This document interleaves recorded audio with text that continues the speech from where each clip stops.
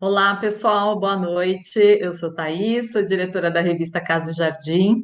É um prazer estar aqui com vocês nessa noite para falar sobre um assunto que é tão importante de ser discutido nesse momento, o futuro do morar. A gente que aborda sempre muito comportamento em casa e jardim e se preocupa bastante com isso, com esses movimentos pelos quais a casa ela vai passando. Em especial nesse momento, a gente sente que é muito importante a gente refletir, discutir e imaginar o que, que vai acontecer a partir de tudo isso que a gente está vivendo. A casa sempre teve essa conotação de abrigo físico, psíquico, mas o que a gente vê é que hoje ela ganhou uma conotação muito maior, sendo também espaço de trabalho, ganhando outras propostas, espaço de estudo, é também um lugar que acaba sendo também de diversão, como já era, mas enfim, isso cresceu absurdamente nesse momento. Então, a gente, na verdade, resolveu fazer esse grande bate-papo sobre esse assunto, e isso tudo é possível graças também ao apoio e ao patrocínio de Todeskine, que assina essa live. Então, eu vou chamar para conversar comigo, nesse momento, Clotilde Pérez, que é semioticista, que é professora da USP, da PUC São Paulo, é fundadora da Casa Sêmio e também colunista de Casa e Jardim. Clotilde, seja bem-vinda, muito obrigada por estar com a gente nesse bate-papo. Thaís, super obrigada pelo convite para compartilhar com você, né, os demais convidados, esse importante tema que é a casa, né, e a casa daqui para frente, a casa e o morar para o futuro, né? Então, super obrigada pelo convite e aí aberta para as nossas conversas.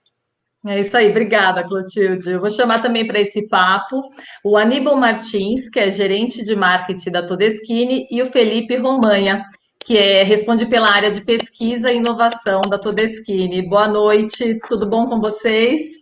Boa noite, Thaís. Boa noite, Clotilde. Boa noite a todos que estão nos acompanhando aí nesse bate-papo aí, que eu tenho certeza que vai ser incrível aí nessa noite. Olá, vai ser, com certeza. Pode falar, Felipe, desculpa, te interrompi. Eu só queria agradecer o convite e dizer que é um prazer enorme estar aqui compartilhando um pouquinho de conhecimento com pessoas tão importantes, né, desse meio que a gente trabalha. Então, agradeço o convite e desejo um bom compartilhamento de conhecimento a todos. Bacana, não, com certeza vai ser. Aproveitar para falar para todo mundo que, se você quiser, ao longo do bate-papo, mandar uma pergunta, mandar uma questão, por favor, pode mandar, que eu estou aqui mediando e recebendo todas, e eu vou colocando aqui para os nossos convidados ao longo da nossa conversa. Então, bom, eu vou começar com a Clotilde, até um pouco filosofando, Clotilde, porque assim, a gente já, né, 2020 já tinha esse peso de ser um ano de fechar uma década, e aí a gente, além de ter tudo, né, todo esse peso já que esse ano traria, a gente de repente vê tudo acelerando de uma maneira jamais imaginada. E eu queria ver, assim, ao seu ver, eu queria saber de você, ao seu ver, você acha que a gente, com toda essa aceleração que aconteceu das coisas, assim, porque a gente sabe que muitos modelos que a gente nem imaginava que seriam possíveis nesse momento passaram a acontecer em questão de meses, eu queria entender, assim, se a seu ver a gente se aproximou mais do futuro com isso. Eu acho que sim, né, Thaís? A gente ficou mais próximo do futuro, né, usando aí as suas palavras. Acho que um exemplo é na busca do bem-estar na casa, né? Acho que isso já vinha acontecendo há muito tempo, né? A gente procurando ter uma relação, né, de mais conforto, de mais afetividade com a casa, né, de maneira absolutamente transversal, com reflexo nos objetos, na cultura material, na arquitetura, né, no mobiliário. Então, isso já vinha acontecendo há muito tempo. E agora foi absolutamente acelerado porque a gente passou a ficar muitas e muitas horas dentro de casa, né? Então, a gente teve que, de fato, cuidar mais dos espaços e buscar, de fato, nessa multiplicação de funções que a casa teve que assumir em muito pouco tempo, né, dar conta. Então, acho que teve aí uma aceleração nessa busca de conforto, de bem-estar dentro de casa. Acho que esse é um aspecto que foi realmente acelerado, né? Já vinha há muito tempo e acelerou. Um outro aspecto foi a incorporação da tecnologia, não é? Acho que a gente vinha pouco a pouco, né, se aproximando da tecnologia. O que a gente está fazendo agora, a gente não fazia antes, né? A gente normalmente ia para algum lugar, né, se encontrava e fazia bate-papo, conferências, palestras. Agora a gente está fazendo talvez até mais, não é? À distância, cada um na sua casa, né, compartilhando, né, compartilhando ideias, discutindo. Então, essa outra aceleração foi a incorporação das tecnologias de comunicação no cotidiano. Não é? Então, isso também a gente acho que resistiu um pouco e agora veio, né, foi tomado, foi invadido. Esse é um aspecto que a gente pode dizer assim positivo. Não é? Tem uma série de tensões, de excessos, mas acho que esses dois aspectos que têm uma interferência direta na casa, né?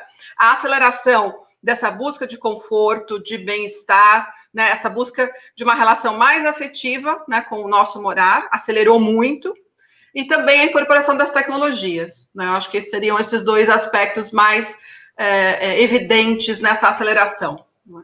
E tem uma questão muito interessante que você falou sobre, né, sobre essa parte tecnológica que eu acho super interessante, que jamais a gente imaginou que, por exemplo, eu tenho filhos que meus filhos com 7 anos assistiriam aula, né, assim, online o tempo inteiro. Tudo isso é muito novo, né? Então a gente sempre pensa nisso. E tem a questão também do improviso dessa área, que nunca foi uma área muito pensada, né? A área de escritório, home office, sempre foi algo muito pequeno, pensado como algo muito pequeno, e de repente isso toma uma dimensão muito maior na casa, né? Isso é muito interessante também, né, Clotilde? Porque era quase que um apêndice, né? Sem dúvida. A casa era lugar para várias coisas, mas não era, né, normalmente o lugar do trabalho.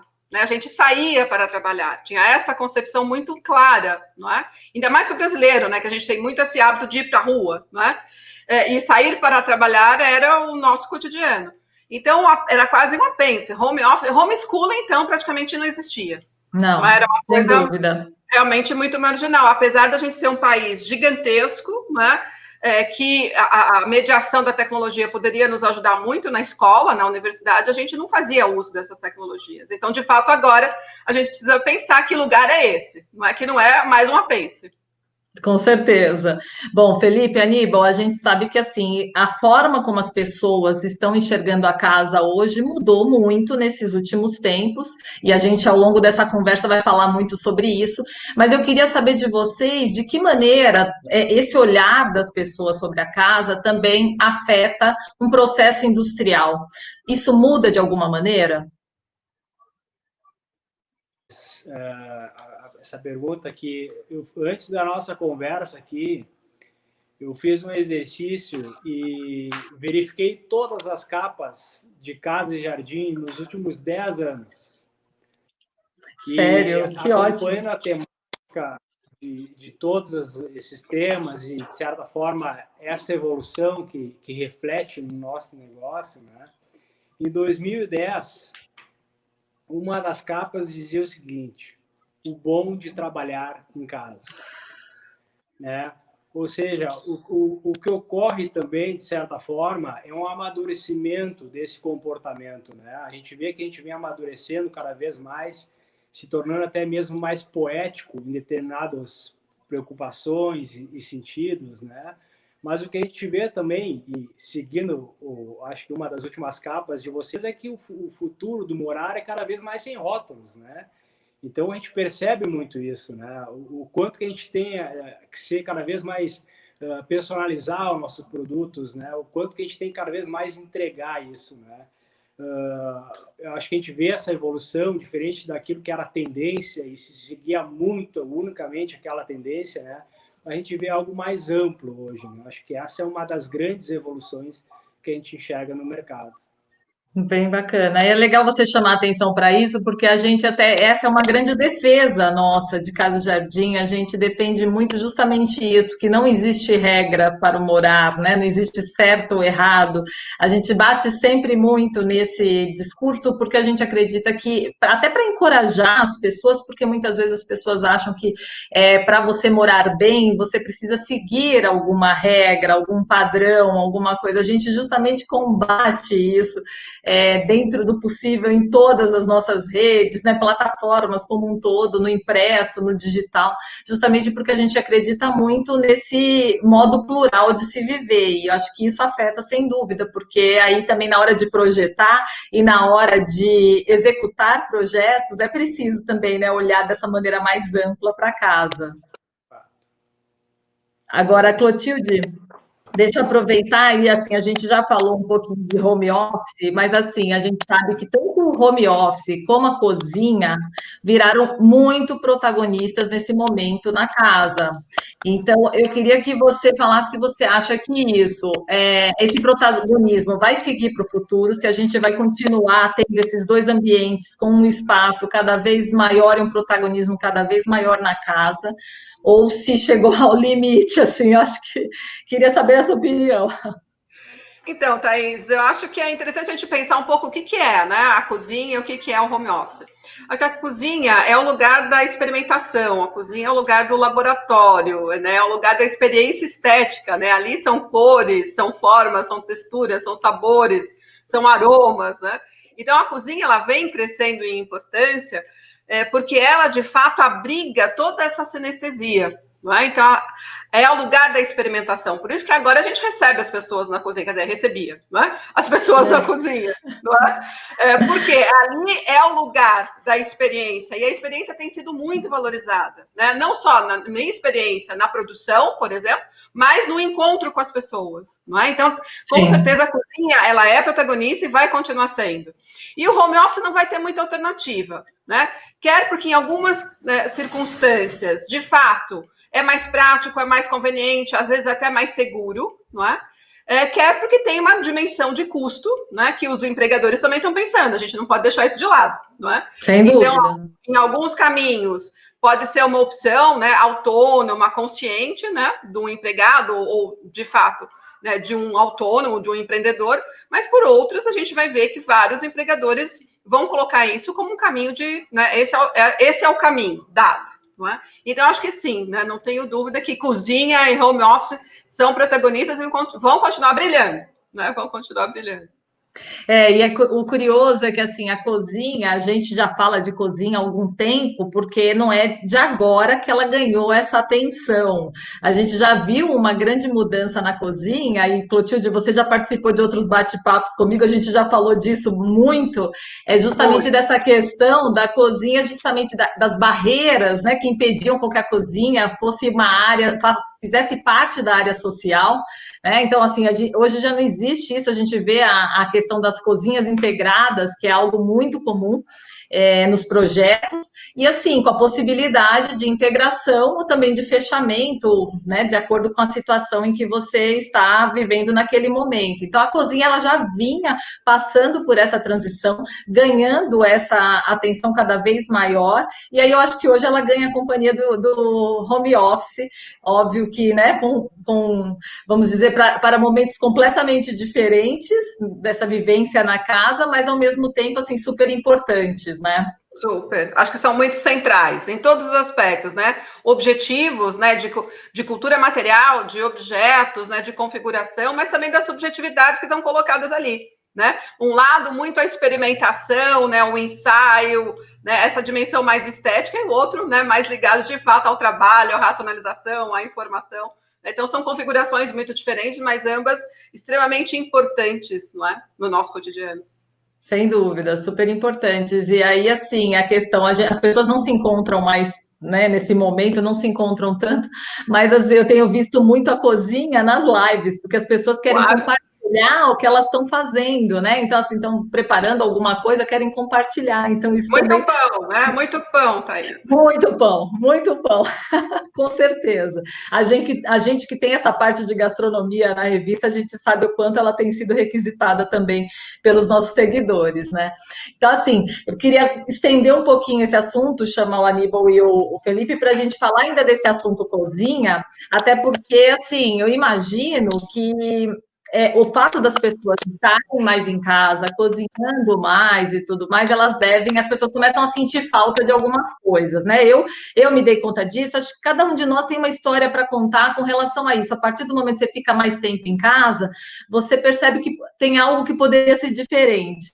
E a gente tem falado muito com arquitetos, e os arquitetos sempre colocam que, tô reformando a casa de um cliente que eu fiz isso e aquilo, justamente porque o cliente, por estar mais tempo em casa, sentiu falta de alguma coisa. Nos projetos de cozinha, vocês já estão sentindo alguma diferença? Já estão requisitando, os profissionais já estão requisitando alguns elementos que, de repente, para tornar essa cozinha mais funcional, pensando nessa grandiosidade, nesse protagonismo do ambiente? Bom, Thaís, eu acho que nesse momento seria até um pouquinho precipitado a gente dizer que houve grandes transformações na maneira de projetar a cozinha. É óbvio que tem se procurado algumas questões que talvez agreguem um pouco mais de facilidade no dia a dia do cozinhar, como você comentou, né? Então, eu acho que, sim, há um reforço muito grande dessa questão da cozinha cada vez mais integrada com as áreas sociais. Isso é um fato que a gente já vem observando há muito tempo. E também agora, nos últimos meses, talvez tenha uma questão de uma procura maior por materiais mais práticos, né? Mais fáceis de limpar, enfim, que tem toda essa questão mais ligada à higiene, né? A questão da limpeza, enfim. Mas eu acho que essa questão da integração com os espaços sociais e os materiais que permitam, né, que essa cozinha seja não só um local de trabalho, mas também um local que está integrado à sala, enfim, aos outros ambientes de socialização, é uma tendência muito forte, né? E isso que você comentou, né? A cozinha, talvez ela se torne um ambiente um pouco mais híbrido, né? Um ambiente que ora pode estar integrado e ora pode estar segregado dos outros ambientes, né? Então, essas questões de divisórias móveis, enfim, essas questões todas, acho que vão ser bastante pertinentes, assim, nos projetos que vêm de agora em diante. Sem dúvida. Você sabe que eu falei especificamente para a cozinha, mas a gente fez até agora na edição que está nas bancas, a gente fez uma matéria sobre os novos usos, não novos usos, mas assim, a nova forma de ver o home office. E a questão do fechamento é algo também vital no novo modelo, né? Do fechamento, da possibilidade de fechar e deixar esse home office mais privado, até porque a gente sabe que as reuniões, né? A gente tem visto muitas pessoas comentando sobre as reuniões em que as crianças aparecem atrás, em que acontece toda essa festa, né? Porque a gente está no ambiente doméstico e aí tudo muda, né?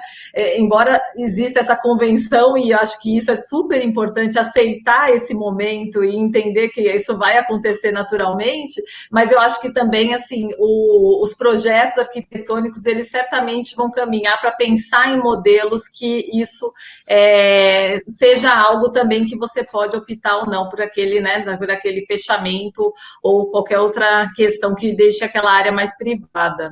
Isso é bem importante mesmo. Desculpa, Thais. Imagina.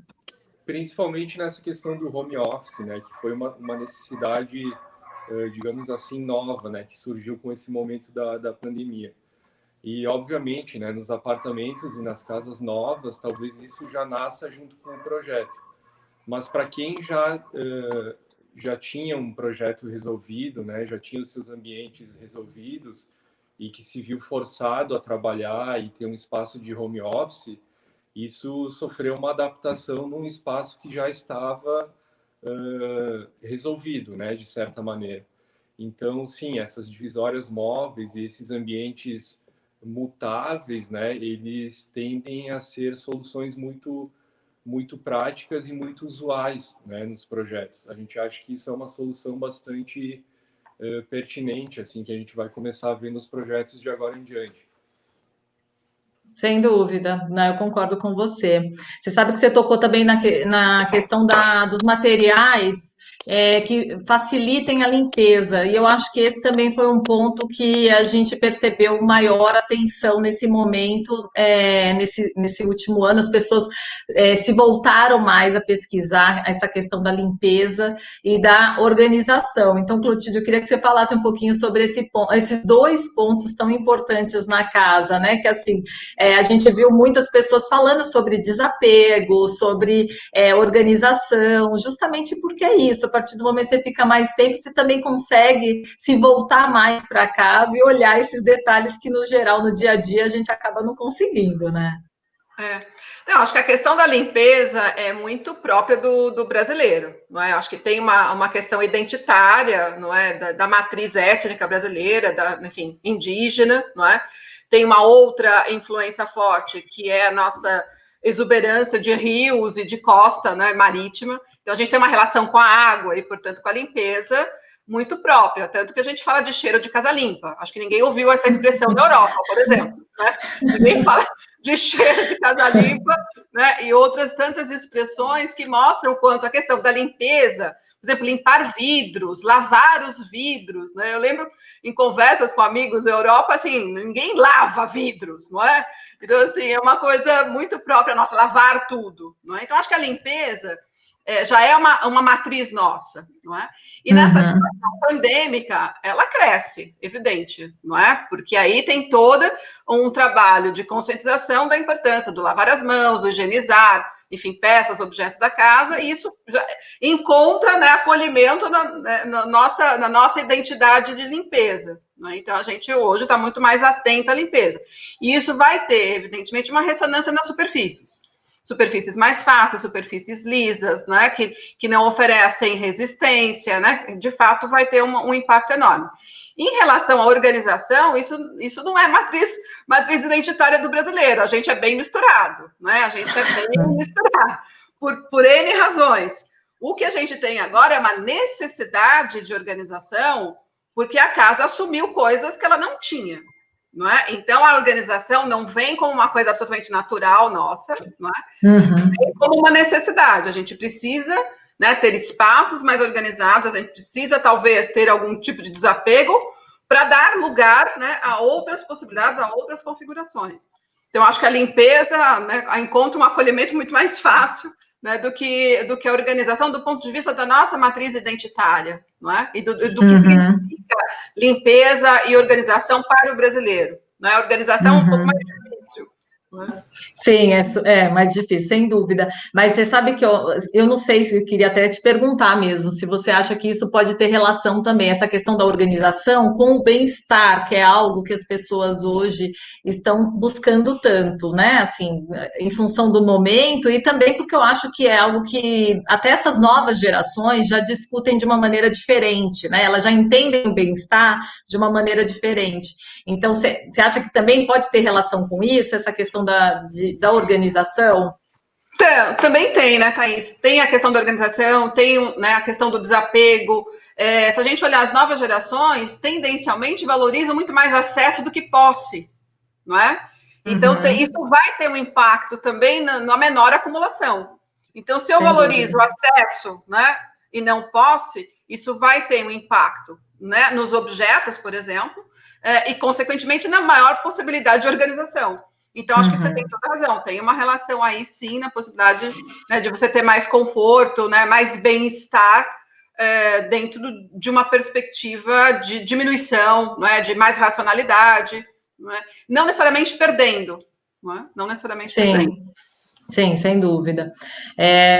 Bom, a Clotilde falou sobre essa questão das superfícies lisas, e aí eu queria aproveitar para perguntar para o Felipe e para o Aníbal, porque a gente sabe que normal que tenha movimentos, eu nem vou chamar de tendências, mas de movimentos, assim, a gente, nesse momento, essa questão da superfície lisa ganha uma atenção maior.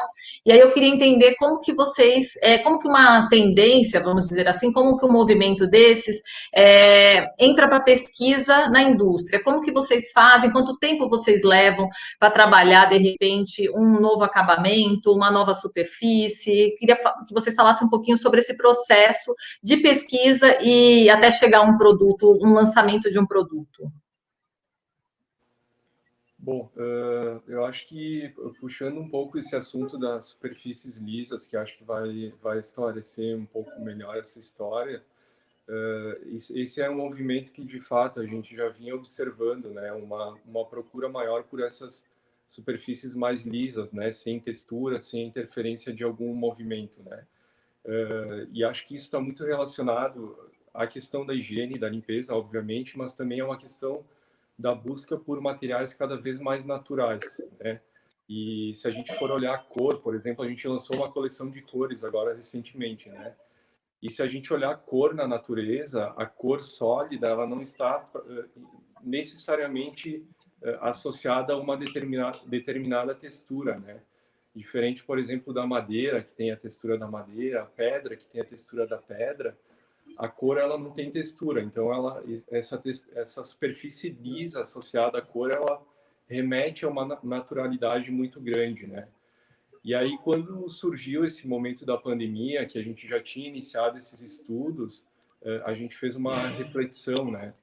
Será que mudamos todo o nosso viés de desenvolvimento e criamos produtos para a pandemia? Ou adiantamos tendências que a gente já estava prevendo para o ano que vem, né? Possibilitando uma gama maior de produtos para o mercado nesse momento, né? Então, foi justamente isso que a gente fez, né? Os desenvolvimentos que normalmente, como você questionou, né, levariam 10 meses, assim, que é um composto de produtos bastante considerável, leva aí uma média de 10 meses para desenvolvimento. A gente adiantou isso nesse tempo de pandemia e lançou com tempo recorde, né? Visando essa questão do movimento da busca pelas superfícies lisas. Então, a gente fez um desenvolvimento assim em tempo muito mais rápido do que normalmente nós levaríamos, justamente para oferecer mais opções nesse momento em que o mercado está tão acirrado, né, na busca por personalização nos projetos. Bacana. Você falou também sobre a questão da cor, né, Felipe? A cor, assim, no caso, você falou né, dessa aceleração de um processo de pesquisa e tudo mais, justamente para chegar na hora certa, na hora que realmente a discussão girava em torno disso. Eu queria entender, no caso da cor, vocês mudaram alguma coisa ou não? Vocês já estavam pesquisando as cores que de fato seguiam esse movimento? Não, a gente já tinha essa pesquisa previamente feita, né? E, e acho que o momento, assim, anterior a esse movimento da pandemia, o momento já pedia decisões muito seguras e muito assertivas, né? O consumidor, por mais que tenha essa questão da personalização e a gente tenha que oferecer muitas opções de acabamentos, né? Ele quer ter certeza de que aquele investimento que ele está fazendo para projetar a sua casa, enfim, o seu apartamento, ele seja muito assertivo, né? Eu acho que o momento pede essa decisão muito assertiva. Então, a gente já apostava em cores, em dois parâmetros, né? Cores muito neutras, muito sóbrias, mas também algumas cores um pouco mais ousadas, digamos assim. Mas essas cores ousadas, por exemplo, é o verde e o azul, né? O verde e o azul também são cores muito assertivas, né? Não são nada assim extravagantes. Então, acho que o momento é justamente esse, né? De buscar decisões assertivas e mais direcionadas para um momento que exige um certo grau de segurança assim nas decisões que a gente toma. Sem dúvida, não, eu concordo. E assim, você falou dessa questão justamente dos tons, e a gente fala muito sobre a questão da cor na casa, o quanto a cor influencia o astral de um ambiente, o quanto a cor ela modifica um ambiente. A gente, enfim, vira e mexe a gente trata esse assunto porque eu acho muito importante mesmo. E aí a questão do verde acabou me trazendo também um outro ponto que eu acho que é super importante também para falar um pouco sobre esse futuro, que é justamente a busca pela natureza, que a gente tem visto também um crescimento maior dessa busca pela natureza, de ter plantas por perto, né, de alguma maneira se sentir um pouco mais, mesmo não estando fora, um pouco mais fora com essa presença das plantas e também do que remete às plantas, não necessariamente só das plantas, né? A gente tem as estampas que trazem vegetação, a gente tem os materiais táteis, assim, né? As fibras que também falam muito com essa questão da natureza. Clotilde, eu queria que você falasse um pouquinho sobre isso, sobre essa questão da busca pela natureza. Isso eu acho que também tem muita relação com essa questão do bem-estar, não? Então, tem, Thaís, tem uma relação muito íntima, não é? Eu acho que a gente tem aí também uma matriz muito própria do brasileiro, né? Acho que a gente conversou bastante sobre esse tema há algum tempo atrás, né? Até no grande seminário, né? Falando o quanto o brasileiro tem essa relação com dentro e fora, né?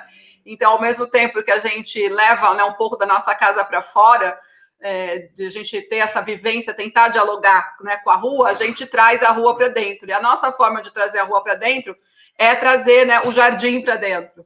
Né? É trazer essa estampa, como eu falo, você não pode ter o jardim, mas você traz a almofada da costela de Adão, não é? Você traz a estampa, você traz um monte de pássaros, né? Que pode ser uma esculturazinha, né, uma porcelana de pássaro.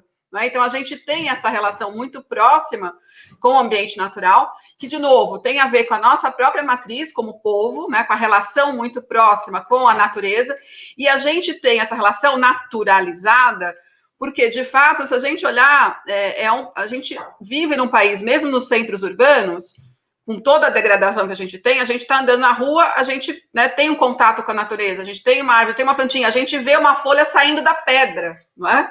Então, a gente tem, de maneira naturalizada, essa relação.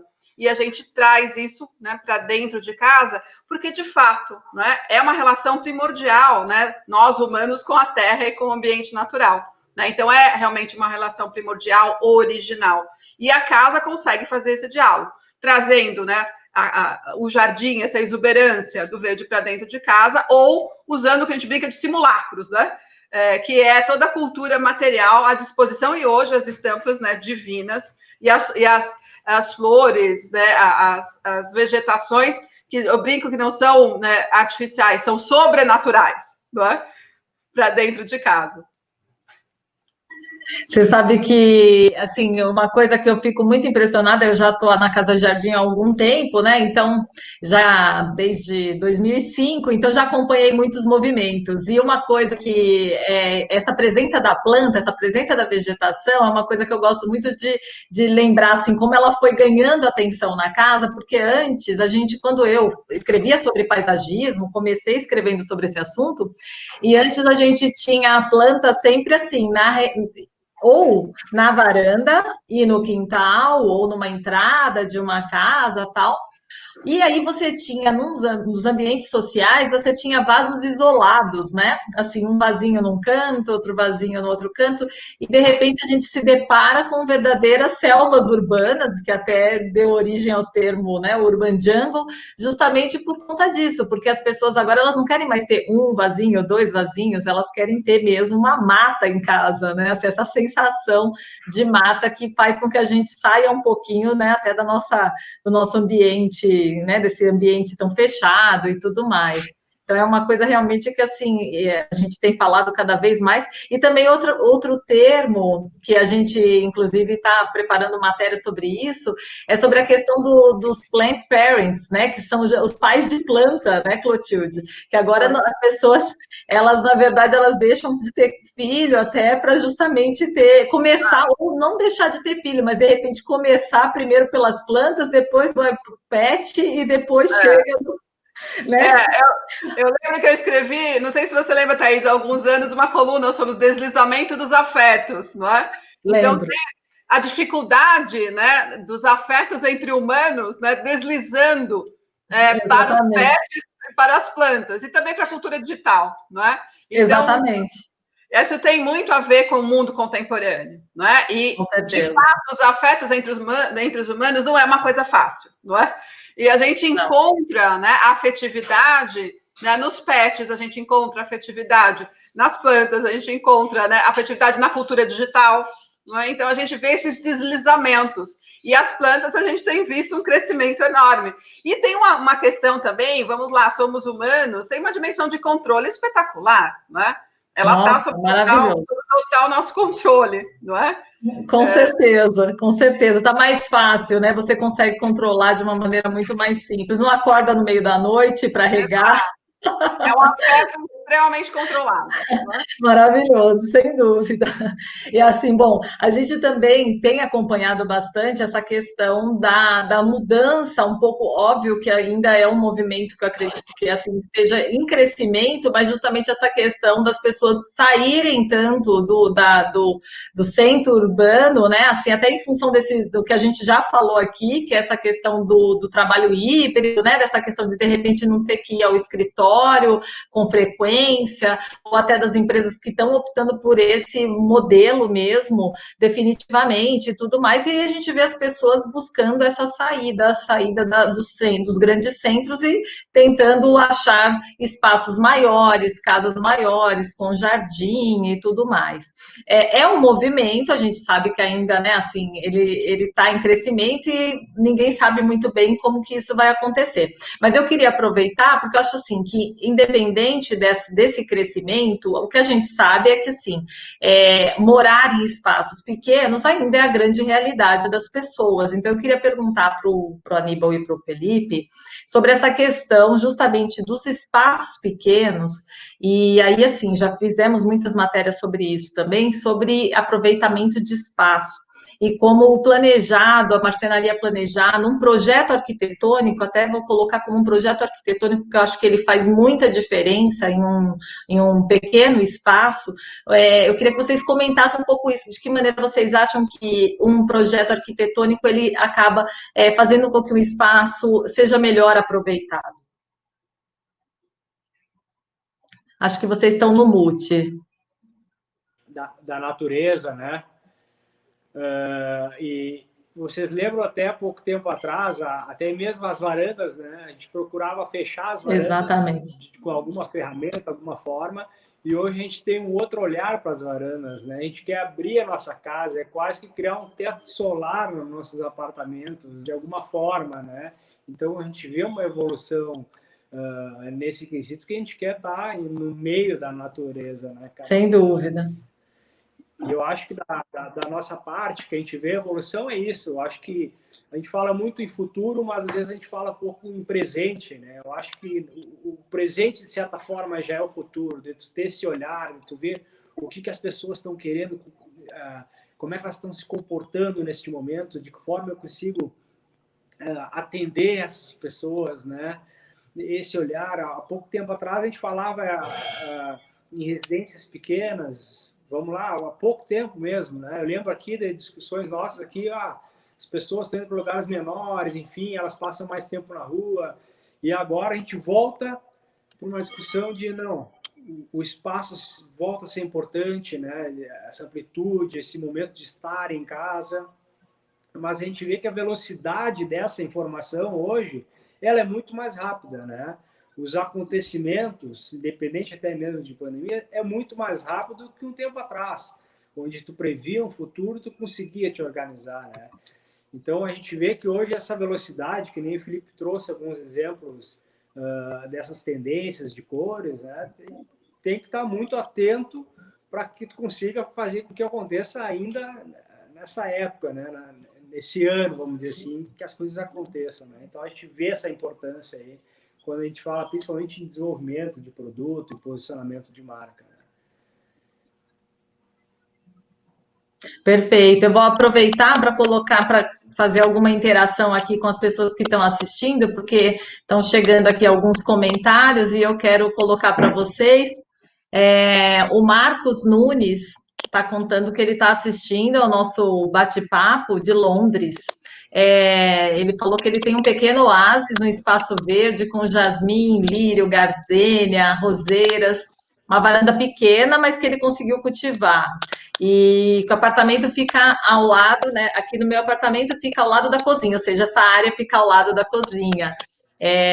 Isso é bem interessante, porque eu sempre acho muito bacana quando a gente começa a falar de verde. O verde, ele faz isso, ele faz com que as pessoas elas queiram comentar das suas plantas, né? Quase como filho mesmo, é isso que a gente falou, né? Essa questão da planta. A Marisete Camila aqui também fala: boa noite a todos. Minha casa não tem quintal, mas não faltam plantas. Na frente não há espaço para árvores, então ela plantou um pé de lágrima de Cristo e areca bambu. Muito legal. É isso, gente. Planta sempre traz, né, essa questão tão importante da relação com a natureza. E a gente tem uma sessão de paisagismo que a gente trata disso todo mês, porque realmente a gente sabe dessa importância das plantas na casa. Vou aproveitar. É É vida, vida, né, Thaís? É é vida. vida. Acho que isso resume bem por que ativa tanto, né? Exatamente. Porque as pessoas se envolvem, querem falar. É um encontro com a vida, Exatamente, né? com certeza. Falar em vida também, Clotilde, tem uma questão que eu acho que assim as pessoas também nesse momento elas acabaram, não sei se o termo seria isso, mas sabe, tomando coragem mesmo. Eu acho que esse momento encorajou as pessoas a fazer coisas que elas não estavam habituadas a fazer. E aí você já citou a questão do pão, né? E a gente tem um crescimento enorme das pessoas colocando a mão na massa, atuando no faça você mesmo, do it yourself, fazendo coisas em casa e tudo mais. Esse é um movimento que deve ganhar mais força? Ah, vai, com certeza, né, Thaís? O pão é muito interessante, né? Logo no começo, né, desse isolamento todo, né? Faltou fermento, né? Aquilo me chamou muita atenção, né? Por que tanto pão, né? E só podia ser pão, né? Tem a ver com a fartura, né? A gente estava num momento de restrição, num momento de medo, de angústia, então a fartura vinha para aplacar tudo isso, né? Então, por isso, tanto pão, né? Mas não só isso, como você bem coloca, né? A gente também foi jogado em funções, né, em atuações que a gente não estava preparado e a gente também se viu capaz de, né? Acho que teve aí esse encorajamento, como você falou, né, circunstancial, contingencial, mas a gente também se viu capaz de fazer. E eu acho que o Faça Você Mesmo vai crescer por outras razões também, porque agora eu acho que a gente tem mais recursos, né, mais materiais, mais recursos, mais equipamentos, então tem mais acesso a tudo isso, então está mais fácil, né, fazer. Tem uma dimensão autoral, né, a partir do momento que eu faço, eu tomo parte daquilo, então tem o prazer da produção, né, o prazer da realização, e tem uma questão econômica também, não é? Que pode ser mais barato. Então, acho que tem três matrizes que se encontram nessa dimensão autoral do tomar parte em algo da produção, da facilidade. Então, hoje é mais fácil encontrar materiais de qualidade, né, mais fáceis de manejar, e uma dimensão econômica, né, pode ser mais barato. Então, acho que sim, o Faça Você Mesmo, a partir desse encorajamento, deve crescer, sim. Com certeza. E você sabe que você falou dessa questão do pão, eu lembrei do bolo também, porque assim, as pessoas, pão e bolo, né?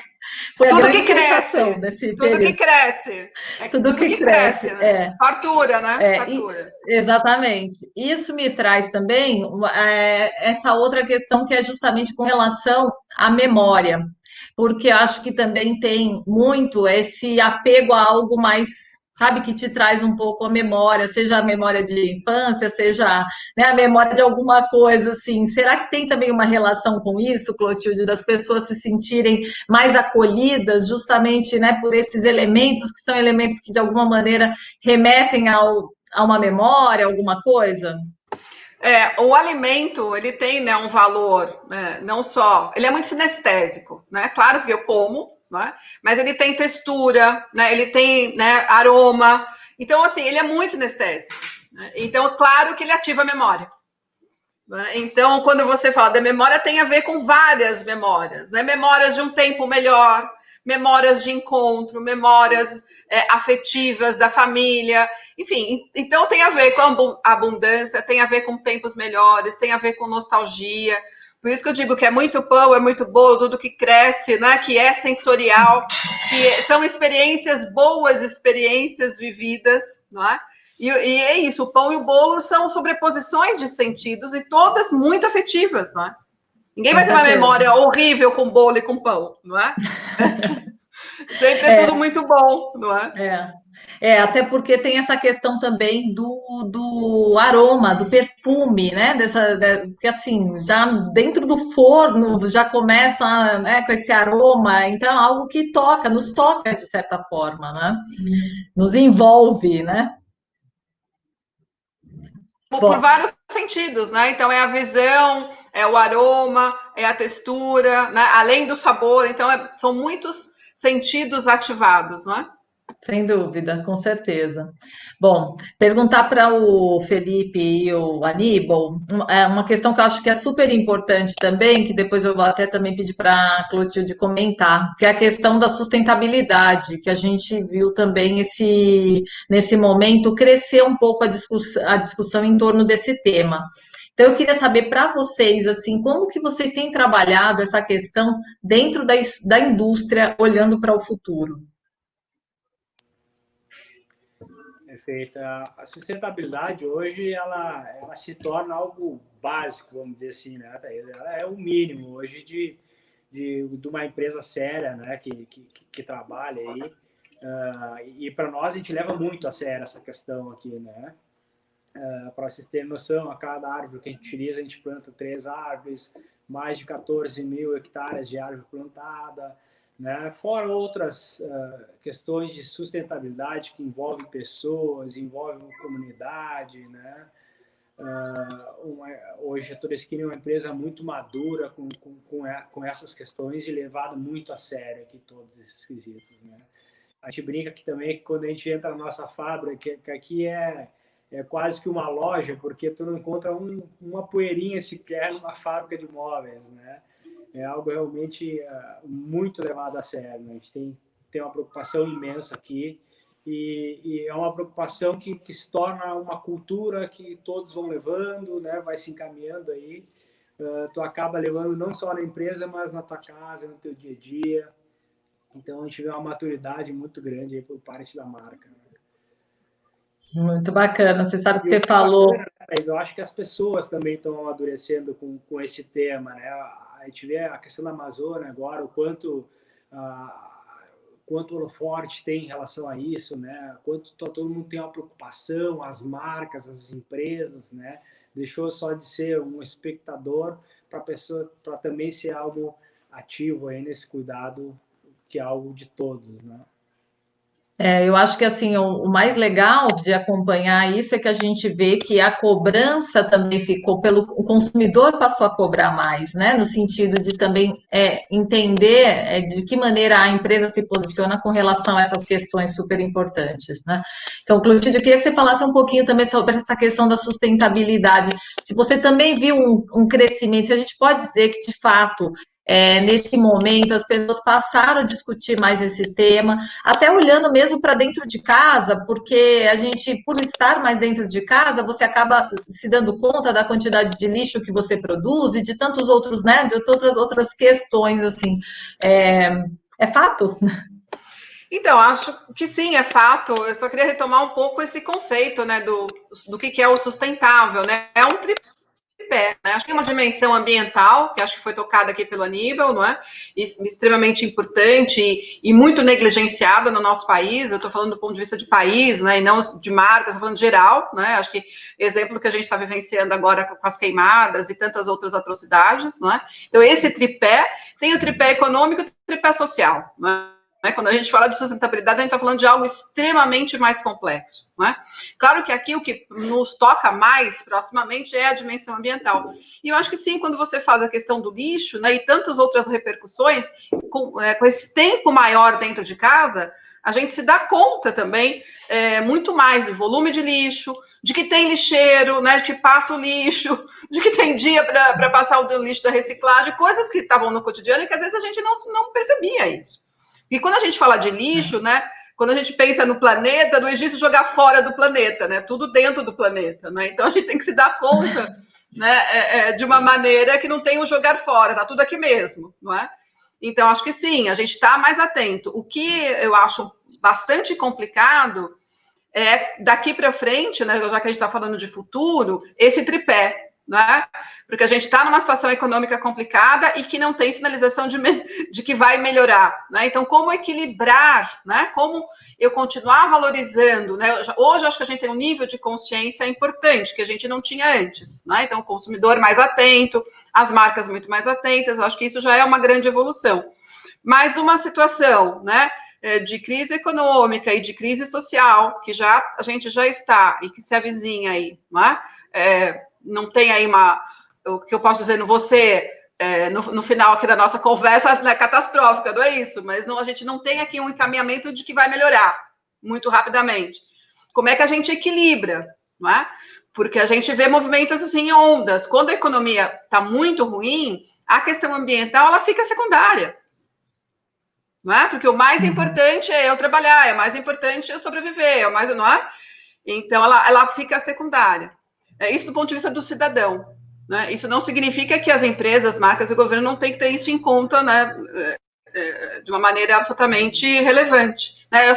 Eu acho que o momento ele não é tão simples, porque vai ser difícil equacionar esse tripé da sustentabilidade, que não é só ambiental, não é? Mas que, claro, que tem um nível de consciência muito maior, e esse, né, estar mais dentro de casa, nessa vertente, né, do que eu produzo de lixo, né, o quanto eu posso racionalizar, eu acho que a gente, assim como a gente passou a saber da existência do motoboy, né, do entregador, que a gente achava que a gente pedia coisa e ela aparecia como mágica na nossa casa, né, a gente não prestava atenção que tinha uma pessoa que corria risco de vida nesse trânsito maluco para trazer a coisa, e a gente passou a perceber a existência, não é? Então, acho que sim, tem esse aspecto de perceber a existência do lixo, desse volume absurdo, que talvez a gente não tivesse, né, não se desse conta, e hoje a gente tem melhores condições para isso. E até de chamar atenção para questões que, assim, a gente já falava há muito tempo e tudo mais, como a compostagem, né? A compostagem, fazer a sua própria compostagem e tudo mais, a gente vê que também as pessoas estão começando a prestar mais atenção nisso, porque não é nem questão de espaço, é só questão de atitude, de iniciativa mesmo, não? É isso claro, que a gente... é isso. Assim, a questão é do discurso, né? Sair do discurso e, de fato, implementar, ir para o nível do fazer. Eu acho que tem uma questão que a gente aprendeu nesses meses todos, é que o discurso ele é bom, mas ele não basta, não é? A gente precisa ir para a secundidade, como a gente fala em semiótica, a gente precisa ir para o fazer, não é? Em vários aspectos da vida. Sem dúvida, com certeza. Bom, a gente já está encaminhando para o fim, mas eu queria também chamar a atenção que você, conversando contigo antes da gente até, né, assim, falando um pouco sobre essa live, você chamou a atenção para uns elementos que a gente também fez uma matéria, colocou numa matéria que são os elementos que surgiram nesse período, né, que assim ganharam atenção nesse período. Eu queria que você falasse um pouquinho sobre isso, porque acho que é até curioso, porque a gente não se dá muito conta, né, das coisas que passaram a aparecer mais e ganhar mais atenção nesse momento, como você falou da caneca. Eu quero que você, na verdade, exemplifique alguns desses elementos, que eu acho que eles são bem interessantes também para a gente prestar atenção, que muitas vezes a gente nem percebe, né, o quanto eles ganham importância nesse momento. Você falou da presença do motoboy, que ninguém nem, né, assim, não se dava conta. O que mais? Assim, cita alguns exemplos desses elementos que surgiram com mais atenção nesse momento. Então, acho que a gente teve aí a percepção de elementos da cultura material da casa e da relação da casa com a vida, né, exterior, que a gente não se dava muito conta, né? Eu falei, né, para a Thaís dessa coisa do pão, que passou, né, tem uma importância enorme. A caneca, né? Então, a gente tem por perto, a gente vai ficar muitas horas trabalhando, então tem uma caneca, tem um copo d'água, né? Tem a caneca companheira ali de horas e horas e horas. Enfim, algum elemento, né, de decoração da casa que a gente vê de forma absolutamente recorrente as orquídeas brancas, né, no cenário de vários encontros, de várias conferências, né, enfim, e tem de todo tipo. Né? Então a gente começa a ver a valorização das roupas extremamente confortáveis, né? Então são pijamas, moletons. Então a gente vai vendo, né, outros elementos da cultura material sendo, né, incorporados e ressignificados.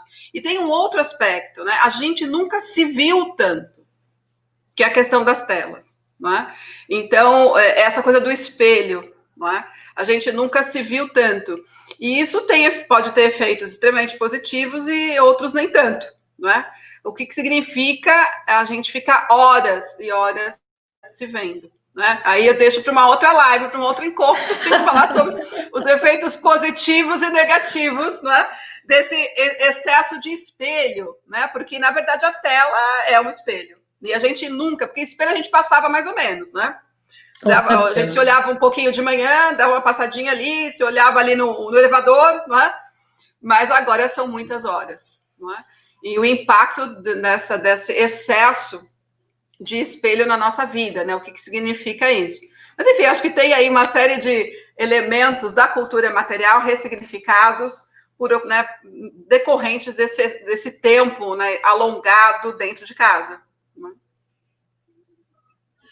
Não, com certeza. Acho que a gente passa o tempo inteiro também refletindo sobre isso e dando atenção para elementos que passavam batido no nosso dia a dia, né? A Faziam cadeira, parte, né? mas A cadeira, sem dúvida, sem dúvida. Você a sabe cadeira que virou uma questão, né?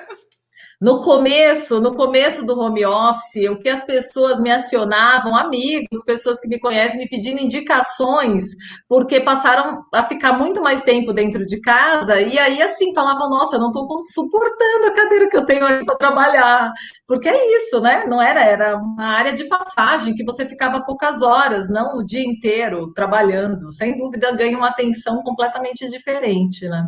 Agora eu queria perguntar para o Felipe e para o Aníbal, a gente já está encaminhando para o fim, mas queria, até essa questão dos elementos me chamou a atenção. E nos planejados, isso também acontece dos arquitetos, de repente, pedirem elementos específicos, sabe, na hora de pensar em um projeto, algo que comece a fazer mais sentido, assim, vocês têm como exemplificar alguma coisa que, de repente, de uma hora para outra, ganha mais atenção, um elemento que, né, seja, não sei se gavetas, não sei o que passa a ter muito mais atenção nos projetos nesse momento ou até já nessa transição, né? Não precisa especificamente ser agora, que a gente sabe que no caso dos planejados as coisas são, né, tem um processo, né? Até o arquiteto idealizar, conceber o projeto para ele depois acontecer tem um tempo. Então, na verdade, queria que vocês falassem um pouquinho sobre isso. Tem elementos que ganharam muita atenção nos últimos tempos. Sim, eu acho que não necessariamente um objeto, né? Sim. Porque aí foge um pouquinho do nosso campo de atuação, mas resgatando um pouco o que a gente já falou anteriormente, eu acho que os elementos que remetem a essas causas mais naturais, né? As madeiras com cada vez mais de madeira natural, o verde, né? Esses elementos que remetem à natureza, realmente eles são elementos que estão sendo muito demandados, né?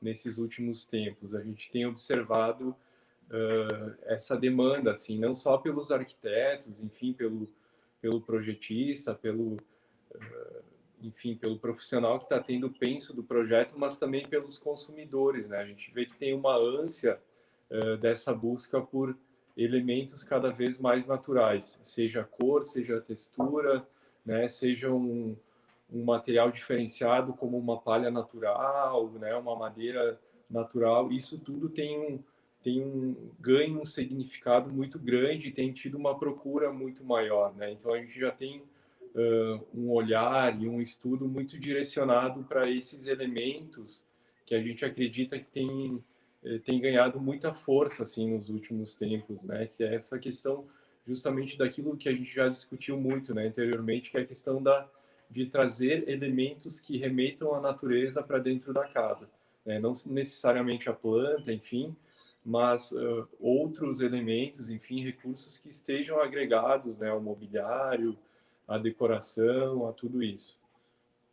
Acho que são Isso. os elementos mais simbólicos assim no nosso campo de atuação que surgem nesse momento. Sem dúvida, né? Acho que isso vai muito de encontro com o que a gente já falou aqui, que é justamente essa questão da busca pelo bem-estar, da busca por elementos que de alguma maneira nos acolham, que façam com que a gente se sinta melhor. E acho que essa presença vai ser cada vez mais forte. A gente tem visto nos projetos e, inclusive, né, a gente já falou aqui essa questão mesmo da vegetação, isso cada vez mais marcante. Então, bom, a gente chegou ao fim do nosso bate-papo. Eu queria agradecer muito a presença da Clotilde Pérez por essas reflexões, por essa discussão tão gostosa. Sempre é um prazer, Clotilde, estar com você, conversar, estar não, né, fisicamente não, mas é sempre um prazer discutir com você esses assuntos e até chamar atenção para quem está assistindo que quem quiser saber mais sobre os artigos que a Clotilde escreve para a gente, entra no nosso site, tem muito artigo bacana, a gente tem uma história longa, né, Clotilde? Então, quase 5 anos já. Exatamente. Então, tem muitas questões importantes que já foram abordadas pela Clotilde e as últimas, né, muito relacionadas a tudo isso que a gente está vivendo. Então, eu convido vocês a entrarem no site e pesquisarem lá, busca Clotilde Pérez, vocês vão ter acesso a todo o material que ela já escreveu para a gente. Clotilde, super obrigada. Imagina, Thaís, eu que agradeço a oportunidade do diálogo, poder compartilhar com você, com a Aníbal, com o Felipe, não é, com os demais que participaram do nosso encontro. Sempre um prazer dialogar sobre temas tão importantes e ainda mais projetivos, né, pensando no futuro. Eu acho que se a gente tivesse que deixar aqui uma palavra, né, do futuro do morar, eu acho que podia ser flexibilidade, né? Eu acho que o morar vai ter que ser cada vez mais flexível para dar conta, né, de toda a diversidade, de todas as demandas que já se apresentam e que vão ficar cada vez mais complexas, não é? Mas muito obrigada, é um prazer compartilhar com vocês. Sem dúvida, Clotilde, bem falado. Aníbal, Felipe, eu queria agradecer também muito a presença de vocês e, enfim, deixar que vocês falem agora. Thaís, Clotilde, foi um prazer estar aqui com vocês, com todos nós aqui discutindo esse tema. Eu diria que se a gente tivesse uma taça de vinho aqui, a gente entraria à noite dentro fácil, né? Porque é um tema que... Acho que caiu a conexão deles, será? Voltaram. Caiu um pouquinho a conexão, mas vocês voltaram. Voltamos. Podem falar. Voltaram. Comentando, então, eu diria que se a gente tivesse uma taça de vinho, a gente entraria a noite adentro aqui, né? Um tema que todos são muito apaixonados por esse tema, né? Futuro, tendência, né? Comportamento. Sempre é bom estar debatendo aí, discutindo. Sem dúvida, você falou do vinho. O vinho foi outro elemento também constante nesse período, né, Clotilde? É verdade. Chamou muita atenção também, né? Com certeza. Muito. Podemos fazer outra coisa seu. Com certeza. Bom, eu queria agradecer novamente a Todeschini por possibilitar essa discussão, esse bate-papo, que eu realmente achei uma delícia. Acho que é sempre muito importante a gente discutir esses temas, falar sobre o comportamento na casa. Então, agradecer esse apoio. E é isso, gente. Bom, todo esse bate-papo vai estar nas nossas redes. Quem não conseguiu pegar na íntegra, se quiser assistir desde o começo, é só entrar no YouTube, Facebook e no nosso Instagram, tá bom? É isso. Muito obrigada, gente. Boa noite. Tchau.